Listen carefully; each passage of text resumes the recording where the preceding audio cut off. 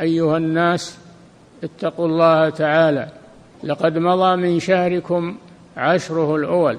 وأنتم على أبواب العشر الأوسط، ثم لا تلبثون أن يأتي عليكم العشر الأواخر ثم ينتهي الشهر، فانظروا ماذا أودعتموه من الأعمال الصالحة، فكروا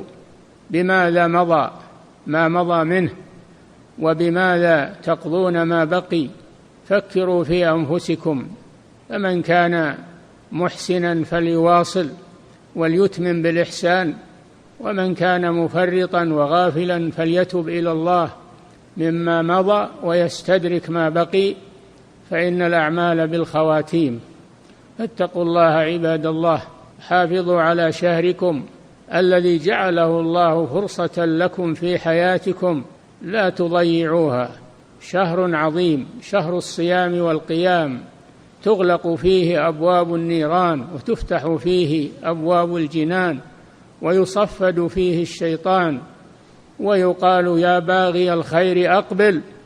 ويا باغي الشر أقصر، وذلك في كل ليلة، فأجيبوا داعي الله يا عباد الله، ولا تستمروا على غفلتكم وإهمالكم، فإن الأعمار قصيرة والمدة محدودة والعمل محفوظ، وأنتم محاسبون ومجزيون، فتصوروا مآلكم وأصلحوا أعمالكم. نسأل الله عز وجل أن يوفقنا وإياكم في هذا الشهر وفي غيره من أعمالنا لصالح القول والعمل.